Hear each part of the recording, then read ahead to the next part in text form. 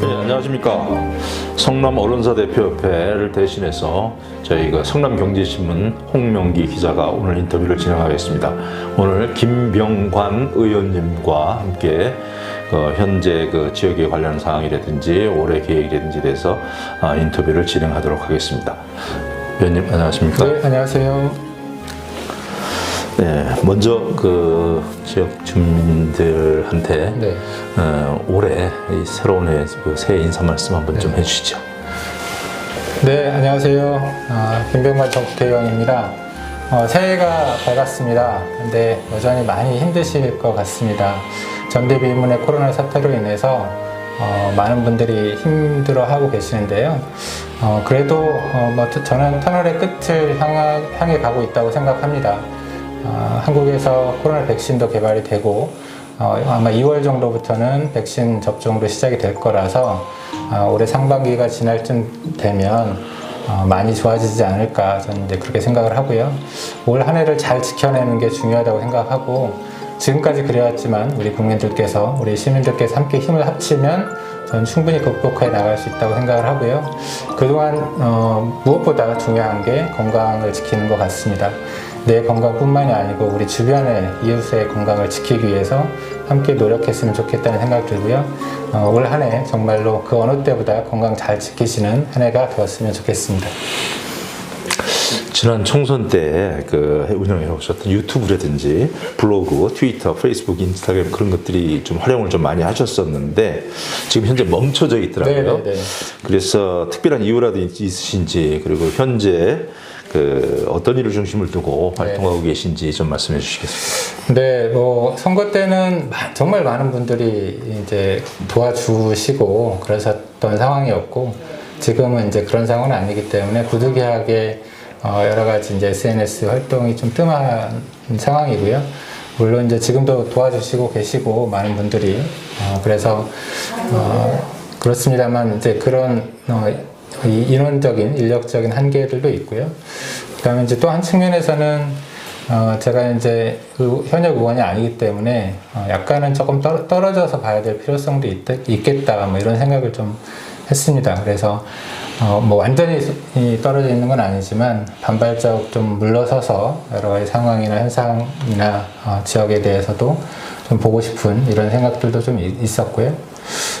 그리고 요즘은 이제 주로 공적인 일보다는 개인적인 일들도 많이 하기 때문에 그런 측면들도 있습니다. 그래서 SNS 활동보다는 이제 제가 이제 의원 활동하면서 못 뵀던 분들도 많이 만나 뵙고 그분들 말씀들도 좀 듣고 그리고 사실 4년 동안 너무 바쁘게 지내왔기 때문에 조금은 더 여유를 가지고 좀 바라보려고 세상을 좀 바라보려고 이제 그런 생각도 좀 가지고 있고요. 그래서 요즘은 주로 하고 있는 일들은 아주 과거처럼 활발하게 활동하고 있지는 못하고 있습니다만 그리고 특히나 이제 코로나 현재 이제 2.5단계에 가면서 저희가 사람들 만나고 하는 게 좀 제약이 많이 있어가지고 지금 제가 이제 맡고 있는 타이틀들을 보면 제가 이제 요즘 뭐 하고 있는지 아실 수 있을 것 같은데 일단은 저희 이제 민주당 분당갑 지역위원장 맡고 있고요. 그리고 제가 이제 국회의장님 자문관을 맡고 있어요. 그래서 국회가 디지털 혁신하는 데 있어서 혁신의 자문을 역할을 제가 지금 하고 있고 그리고 민주당인 의원님들 위주로 해서 한 60여 분 함께 만든 민주주의 4.0 연구원이라는 게 있습니다. 거기 이제 부원장으로서 제가 역할을 하고 있고 경기도당의 예결위원장 이런 것들도 함께 맡고 있습니다. 네. 그래서 이런 그런 일들을 하는 데 있어서 주민들 많이 만나서 이렇게 하는 활동들은 아니어서 아무래도 그런 역할들 지금 하는데 충실하고 있습니다. 지난 총선을 떠올리기 좀 싫으실 텐데요. 어떤 특별한 패인이랄까, 네. 좀 극복하지 못한 그런 부분이랄까, 그런 거 좀 말씀해 주실 수 있겠습니까?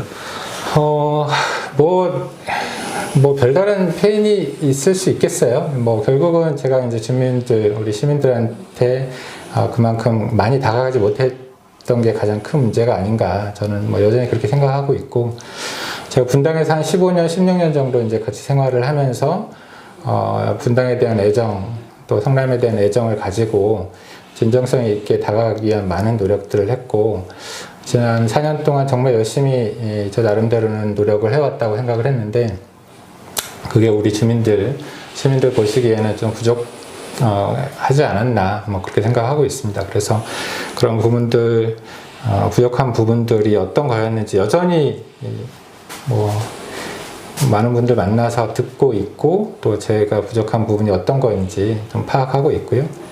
그래서 아직은 좀 더 제가 좀 더 성숙해가는 과정으로 생각하고 지내고 있습니다. 네.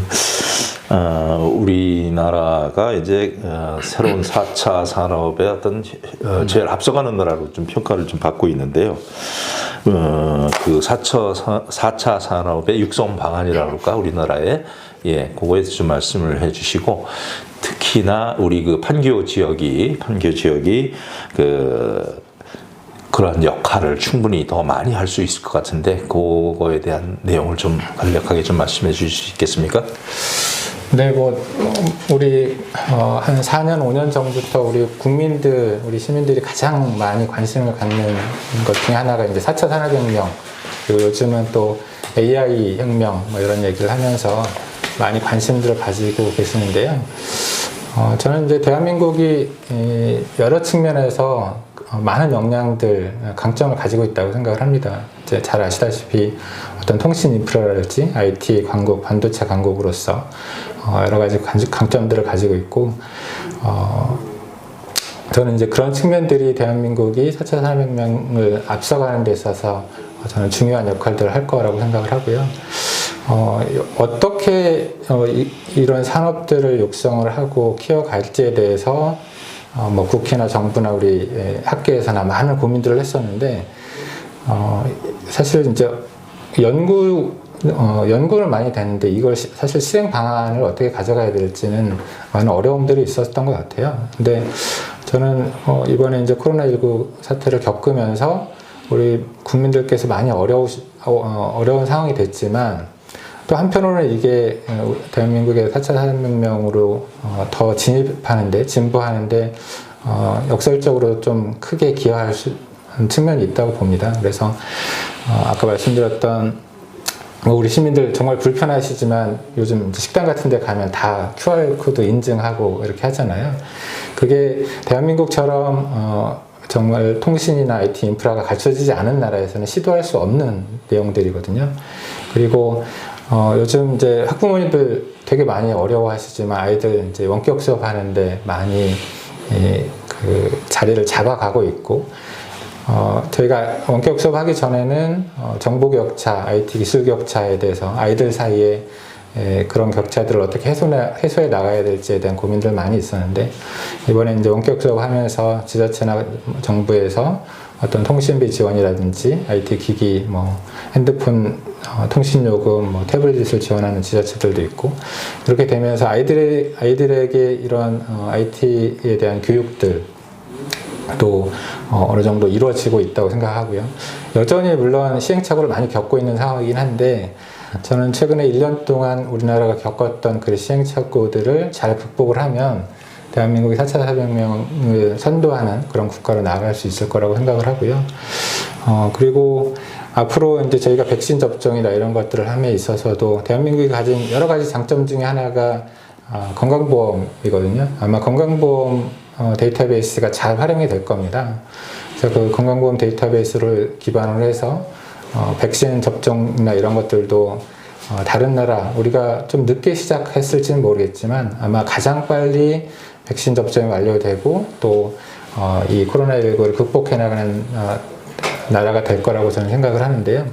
이제 그런 것들이 저는 이제 IT나 또 4차 산업혁명, 미국에서는 데이터 트랜스포메이션이라고 합니다. 그러니까 디지털 트랜스포메이션.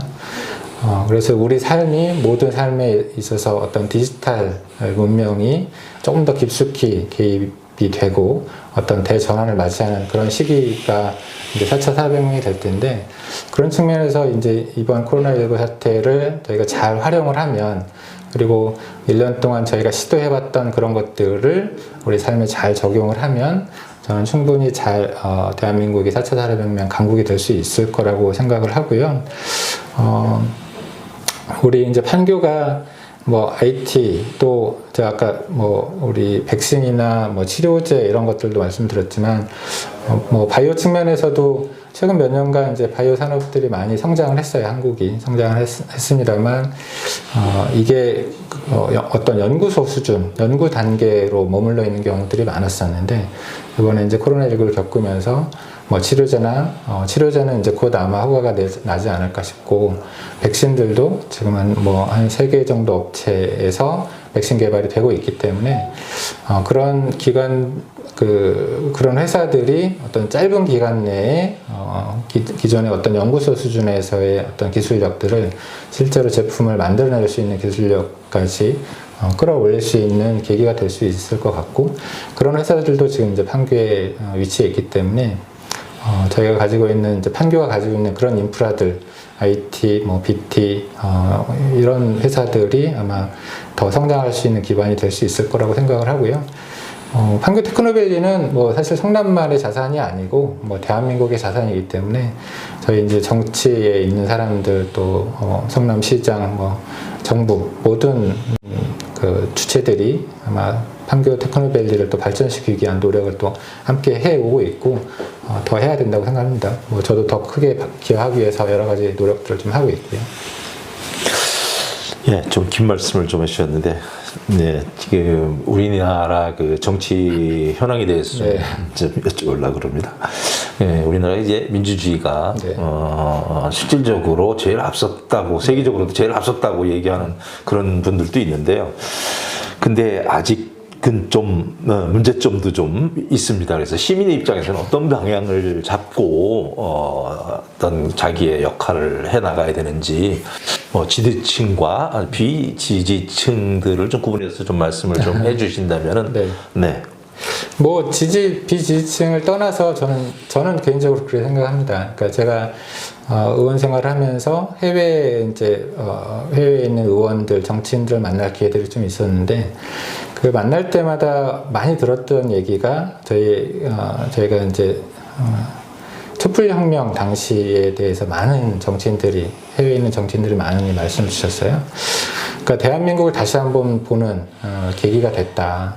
그게 뭐 참 불행한 일입니다만, 대통령이 탄핵이 되고 그 과정에서 정말 수많은 시위가 있었고, 시민들의 시위, 저희가 촛불혁명이라고 하는 그런 게 있었습니다만, 그 누구 하나 다치지 않았고, 정말로 정권이 바뀌게 되는 그 과정들을 바라보면서 해외에서 대한민국이 민주주의 후진국이라고 생각들을 또 대한민국이 어디 있는지도 모르는 그런 상황이었다면, 촛불혁명을 거치면서 대한민국의 위상이 다시 한번 높아지는 과정이었다고 저는 생각을 하고요. 그 이후로 탄생한 문재인 정부에서 여러 가지, 저는 뭐 지금도 시행착오를 많이 겪고 있는데, 제가 가진 관점은, 과거 이제 대한민국이 소위 말해서 권력을 가진 사람들이 누구였는지를 보면, 그게 뭐 아주 예전에 뭐 경찰이었을 수도 있고, 그다음에 군인이었을 수도 있고, 소위 말해서 대통령, 입법부, 국회의원들, 또 사법부, 뭐 여러 주체들이 소위 말해서 권력기관으로서 국가를 이제 국가의 권력을 주도해 나갔던 그런 시절들이 있었는데, 사실 이제 지금 생각해 보시면 시절이 좀 많이 바뀌어서요. 예를 들어서 지금 그 누구도 대통령이 대한민국 전체의 권력을 다 좌지우지한다 이렇게 생각 안 하실 겁니다. 사법부가 다 좌지우지한다고 생각하지도 않으실 거고, 국회의원도 마찬가지고요. 근데 이제 다만 국민들이 보시기에 뭐 조금씩 부족한 부분들이 있을 거라고 생각은 들어요. 그게 뭐 대통령일 수도 있고, 저희가 계속 국회의원들 뭐 권력 내려놓기 뭐 이런 얘기들도 하고 그러는데, 국회의원들도 국민들의 기대치에 못 미치는 부분들이 있고, 최근에 많이 이슈가 되고 있는 뭐 검찰 문제도 그렇고, 언론 문제들도 그렇고, 소위 과거에 이제 권력을 가졌던 모든 주체들이 국민들 눈높이에 맞지 않는 부분들이 조금 생기는 것 같습니다. 뭐 지금까지 있었는데 그게 아직 개선이 안 됐던 측면들이 있을 거고요. 저는 이제 현재 보면 제도적으로는 상당 부분 제도적으로는 안정화가 됐다, 뭐 다 어느 정도는 됐다고 생각을 해요. 그게 실제로 안착되는 과정에서 작은 부분들 개선이 돼야 될 부분들이 있을 거고, 그게 이제 무엇보다 중요한 거는 국민의 눈높이에 맞느냐, 그런 측면들을 조금 더 바라봐야 된다고 생각하고요. 그게 저는 오래 걸릴 거라고 생각하지는 않습니다. 그러니까 아까 말씀드렸지만 저희가 촛불혁명을 통해서 대한민국의 우리 국민들의 어떤 민주주의에 대한 인식, 의식 이런 것들이 많이 올라왔기 때문에 그러고 나서 지금 이제 3년 정도 시간이 흐른 거잖아요. 그 3년 동안 사회가 많이 바뀌었는데 좀 투박하게 정책 집행이 되면서 좀 혼란도 있었는데 그런 것들은 저는 시간이 가면서 점차적으로 안정화될 거라고 생각을 합니다. 네. 네, 지역에 대해서도 하나 여쭙겠습니다. 지금 지역이 무슨 삼평동 부지 활용이라든지 단천 생태계 문제라든지 뭐 게임의 도시의 개념이라든지 그런 걸 중점적으로 그 지역에서 어떤 노력을 해야 되는지 그거에 대해서 좀 말씀을 좀 부탁드리겠습니다. 그러니까 이제 제가 이제 성남 전체를 이제 바라보지는 못하고 이제 분당을 보면 크게 몇 가지로 나눠볼 수가 있을 것 같아요. 저희가 아까 이제 좀 전에 말씀 나눴던 이제 테크노밸리를 어떻게 잘 만들어 갈지, 저희가 성남의 뭐 경제 심장, 대한민국의 경제 심장으로 만들기 위해서 어떤 노력을 해야 될지가 있을 텐데, 그 노력들이 뭐 예를 들어서 백현 유원지에 있는 백현 마이스단지를 만드는 거라든지, 그리고 이제 판교를 중심으로 한 어떤 교통 문제, 그러니까 저희가 8호선 연장 또 3호선 연장, 그리고 이제 국도 57호선이 테크노밸리에서 서현동을 거쳐서 광주로 넘어가는 그 도로들이 있는데, 뭐 그런 그 도로들을 흐름을 개선하는 문제라든지, 그 다음에 뭐 판교 월고선은 아마 지금 이제 정상적으로 되고 있어서 아마 2026년 정도는 개통이 될 텐데, 그런 이제 교통을 개선하는 문제, 그리고 제가 의원하면서 그 교육기관과, 그러니까 테크노밸리와 교육기관 간의 연계 이런 것들에 대해서 좀 고민들을 많이 했었는데, 이제 그런 부분들, 이런 것들이 돼야 테크노밸리가 어떤 대한민국의 경제 심장으로서의 역할을 할 수 있지 않을까, 이런 생각이 하나가 있고요. 또 하나는 저희가 이제 분당이라는 도시가 뭐 대략 한 30년 정도, 그리고 이제 판교는 뭐 한 10년, 15년 정도 이렇게 되는데, 그러면서 여러 가지 이제 주택과 관련된 문제들이 많이 있습니다. 재개발의 문제라든지, 뭐 재건축 문제, 그리고 판교 쪽 같은 경우는 공공임대 이제 분양 전환하는 문제, 이런 문제들이 많이 대두가 됐고, 그것 때문에 이제 많은 뭐 사회적 갈등도 있었고, 주민들 간의 갈등 이런 것들이 있었는데, 그런 부분들을 잘 해결해 나가는 게 저희한테 이제 주어진 큰 과제라고 저는 생각이 들고요. 그러고 보니까 이제 삼평동 641번지, 이거는 저는 단순히 성남시가 가지고 있는 부지를 매각하는 문제라기보다는 판교를 완성해 나가는 데 있어서 큰 좋은 도구가 될 수 있다고 생각하거든요. 거기에 이제 뭐 아마 NC소프트로 이제 최종적으로 계약이 이제 완료될 예정인데, 좋은 기업들 유치를 하고, 그 다음에 이제 거기서 발생하는 수익금을 가지고 지금 이제 판교 지역에 미집행 학교 부지들이 3개가 있는데, 그 학교 부지 3개를 매입을 하고, 그 공간들을 우리 시민들한테 돌려주고, 그게 또 우리 시민들을 또 이용할 수 있지만, 또 테크노밸리와 연계될 수 있는, 또 백현동 이제 마이스 단지와 또 연계될 수 있는 그런 것들을 좀 고민을 하면, 지금 이제 판교가 뭐 한 15년 정도라고 봐야 될 텐데, 15년 동안 미진했던 부분들에 대해서 조금 더 개선도 이루어질 수 있을 거라고 생각이 들고요. 그런 역할들을 제가 이제 의원하면서도 했습니다만, 지금도 우리 이제 시도의원들, 또 그리고 성남에 있는 다른 이제 국회의원님들, 그걸 제가 이제 국회에서 의장님 자문관 하면서 그런 이제 디지털 혁신과 관련돼서 또 일을 하고 있기 때문에 그런 분들과 같이 상의해 나가면서 계속 일을 해 나가려고 하고 있습니다. 네. 맞습니다. 이제 끝으로 그 지역 주민들한테 올해 인사 말씀 좀 전해주십시오. 네네. 뭐 제가 모두에도 말씀드렸습니다만 그동안 안녕하셨습니까라고 말씀드리기가 너무 송구할 만큼 우리 사회가 코로나19로 인해서 많은 고통과 어려움을 겪고 있습니다. 그렇지만 이 터널은 언젠가는 끝이 올 거라고 생각을 하고요. 그게 우리 시민들, 우리 국민들이 함께 힘을 합치면 저는 그 어떤 나라들보다 빨리 극복해 나갈 수 있다고 생각을 합니다. 그래서 항상 건강 조심하시고요. 저도 우리 코로나19를 겪으면서 정말 무엇보다 중요한 게 건강이구나. 저도 이번에 코로나19 때문에 주변에 있는 분들 또 아프고 많은 어려움 겪는 거 보면서 건강이 가장 중요하고 또 그 과정에서 우리 지역 주민들 간의 연대 또 지역 주민들 우리 이웃을 생각하는 그런 마음 이런 것들이 또 중요하구나 이런 생각들을 좀 많이 했습니다. 코로나19가 끝날 때까지 항상 건강하시고요. 정치인으로서 우리 주민들 더 자주 뵈야 되는데 코로나19 때문에 만나뵐 수 있는 기회가 많지 않은데 이런 인터뷰 통해서 만나뵐 수 있어서 너무 감사드리고요. 코로나19가 빨리 안정화돼서 실제로 지역 주민들 많이 만나뵐 수 있게 되었으면 좋겠습니다. 고맙습니다. 새해 복 많이 받으세요. 예. 이상으로 오늘 그 김병관 전 의원님과 함께 인터뷰를 진행했습니다. 고맙습니다. 네, 고맙습니다.